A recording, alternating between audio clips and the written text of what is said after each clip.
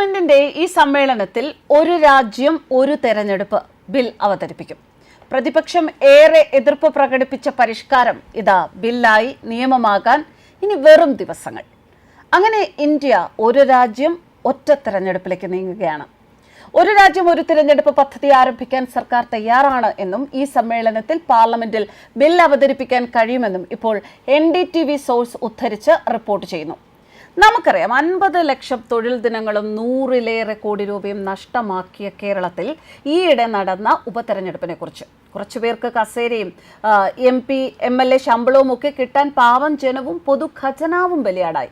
ഒരിക്കൽ മത്സരിച്ച് ജയിച്ച കസേരകളും സ്ഥാനമാനവും ഒക്കെ ഇട്ടെറിഞ്ഞ് അടുത്ത കസേരയ്ക്ക് പിന്നാലെ ഓടിയത് മൂലമായിരുന്നു ഈ ഉപതെരഞ്ഞെടുപ്പ്. നഷ്ടം കേരളത്തിന്. വീണ്ടും പറയാം, 50 ലക്ഷം തൊഴിൽ ദിനം, 100-ലേറെ കോടി രൂപ നഷ്ടം. എന്നാൽ അറിയുക, പുതിയ തെരഞ്ഞെടുപ്പിൽ നിലവിലെ MPയോ MLAയോ മരിച്ചാൽ അല്ലാതെ ഉപതെരഞ്ഞെടുപ്പ് ഇല്ല. ഒരാൾക്ക് ഒന്നിലധികം സ്ഥലങ്ങളിൽ മത്സരിക്കുന്നതും കർശനമായും തടയുമെന്നും ബില്ലിൽ വ്യവസ്ഥയുണ്ട്. ഒരിക്കൽ MP ആയോ MLA ആയോ ഒക്കെ തിരഞ്ഞെടുത്താൽ കർശനമായും അവിടെ തന്നെ കാലാവധി തീർക്കണം. ഇഷ്ടംപോലെ കസേരകൾ നടത്തി മത്സരിക്കുന്നത് ഒരു രാജ്യം ഒരു ഇലക്ഷൻ ബില്ല് കർശനമായി തടയുമെന്നും അറിയുന്നു. ഒരു രാജ്യം ഒരു തിരഞ്ഞെടുപ്പ് എന്ന രാംനാഥ് കോവിന്ദ് കമ്മിറ്റിയുടെ റിപ്പോർട്ട് മന്ത്രിസഭ അംഗീകരിച്ചു കഴിഞ്ഞു. ബില്ലിൽ സമവായം ഉണ്ടാക്കാൻ സർക്കാർ ഇപ്പോൾ ആഗ്രഹിക്കുന്നു എന്നും വളരെ വിശദമായ ചർച്ചകൾക്കായി സംയുക്ത പാർലമെന്ററി കമ്മിറ്റിക്കോ JPCക്കോ അയക്കാമെന്നും വൃത്തങ്ങൾ അറിയിച്ചു. എല്ലാ രാഷ്ട്രീയ പാർട്ടികളുടെയും പ്രതിനിധികളുമായി JPC ചർച്ച നടത്തും. മറ്റു പങ്കാളികളും ഈ പ്രക്രിയയിൽ പങ്കാളികളാകും എന്ന് വൃത്തങ്ങൾ അറിയിച്ചു.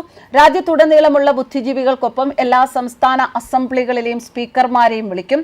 ഇത്തരം ചർച്ചകളിൽ സാധാരണക്കാരുടെ അഭിപ്രായവും സ്വീകരിക്കും. തുടക്കത്തിൽ ജനങ്ങളെ ഉൾപ്പെടുത്താനാണ് സർക്കാർ ആഗ്രഹിക്കുന്നത് എന്നും ഇത് നേടാനുള്ള വഴികളും മാർഗങ്ങളും ഒക്കെ പിന്നീട് ചർച്ച ചെയ്യാമെന്നും വൃത്തങ്ങൾ അറിയിച്ചിട്ടുണ്ട്.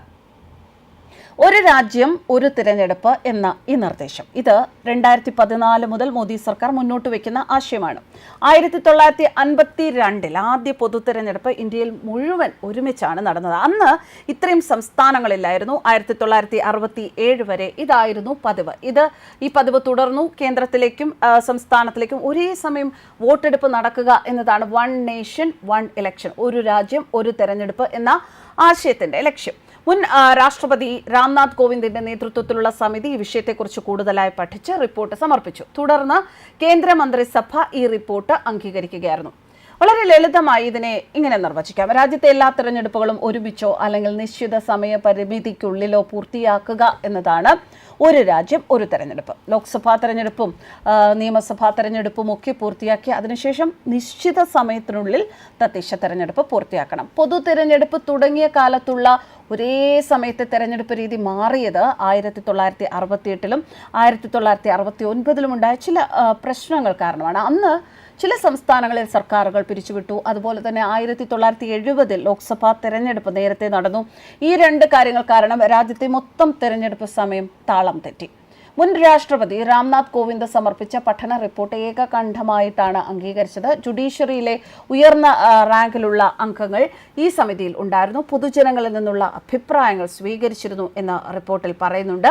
ഇനി മുന്നിലുള്ളത് ഒരു വലിയ കടമ്പയാണ്. ലോക്സഭയിലും രാജ്യസഭയിലും ബില്ല് അവതരിപ്പിച്ച് രാഷ്ട്രപതി ഒപ്പിട്ട് ആ ബില്ല് നിയമമാകണം. നിയമമായാൽ പാർലമെന്റിന്റെ സഭകളുടെ കാലാവധിയുമായി ബന്ധപ്പെട്ട ആർട്ടിക്കിൾ 83, രാഷ്ട്രപതി ലോക്സഭ പിരിച്ചുവിടുന്നതുമായി ബന്ധപ്പെട്ട ആർട്ടിക്കിൾ 85, സംസ്ഥാന നിയമസഭകളുടെ കാലാവധിയുമായി ബന്ധപ്പെട്ട ആർട്ടിക്കിൾ 172, പിരിച്ചുവിടലുമായി ബന്ധപ്പെട്ട ആർട്ടിക്കിൾ 174, ഈ നിയമങ്ങളിൽ ഭേദഗതികൾ നടത്തേണ്ടി വരും.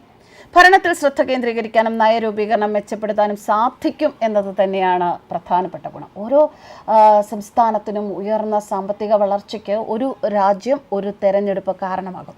മാത്രമല്ല, മറ്റൊന്ന്, പോളിംഗ് ശതമാനം കൂടും.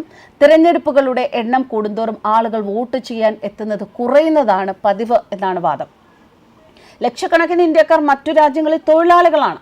അവർക്ക് ഒരു തിരഞ്ഞെടുപ്പാവുന്നത് വലിയ ഗുണമാണ് ചെയ്യുക. മാത്രമല്ല, സർക്കാരിന് തിരഞ്ഞെടുപ്പുമായി ബന്ധപ്പെട്ട ചിലവ് കുറയും. ഓരോ സംസ്ഥാനത്തിനും അതിൻ്റെതായ പ്രത്യേകതകളുണ്ട്. അതിൻ്റെ അടിസ്ഥാനത്തിലാണ് തിരഞ്ഞെടുപ്പ് ഫലം വരുന്നത്. ഒരു രാജ്യം ഒരു തിരഞ്ഞെടുപ്പ് നടപ്പിലാക്കുമ്പോൾ പ്രാദേശിക വിഷയത്തിൽ ശ്രദ്ധ കുറയും. പ്രാദേശിക പ്രശ്നങ്ങൾ ഉന്നയിച്ചുള്ള ക്യാമ്പയിനുകൾ കുറയും. ദേശീയ രാഷ്ട്രീയത്തിലേക്കായിരിക്കും കൂടുതൽ ശ്രദ്ധ വരുന്നത്. ഇനി തൂക്കുമന്ത്രിസഭയാണ് വരുന്നത് എങ്കിൽ എന്ത് തീരുമാനിക്കും എന്നത് സംബന്ധിച്ച ചർച്ചകളും തീരുമാനവും എടുക്കേണ്ടി വരും.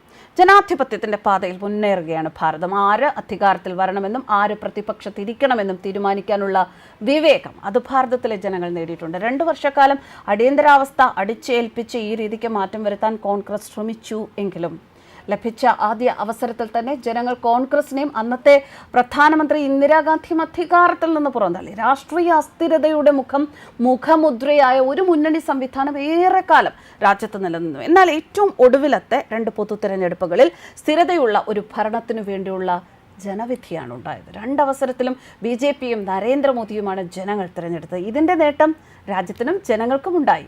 അഭൂതപൂർവമായ വികസനവും ജനക്ഷേമവുമാണ് മോദി സർക്കാർ ഈ വർഷങ്ങളിൽ യാഥാർത്ഥ്യമാക്കിയത്. ജനാധിപത്യത്തിന്റെ പാതയിൽ സഞ്ചരിച്ചുകൊണ്ട് തന്നെ ഭാരതം ലോകത്തെ മുൻനിര സാമ്പത്തിക സൈനിക ശക്തിയായി വളർന്നുകൊണ്ടിരിക്കുന്നു.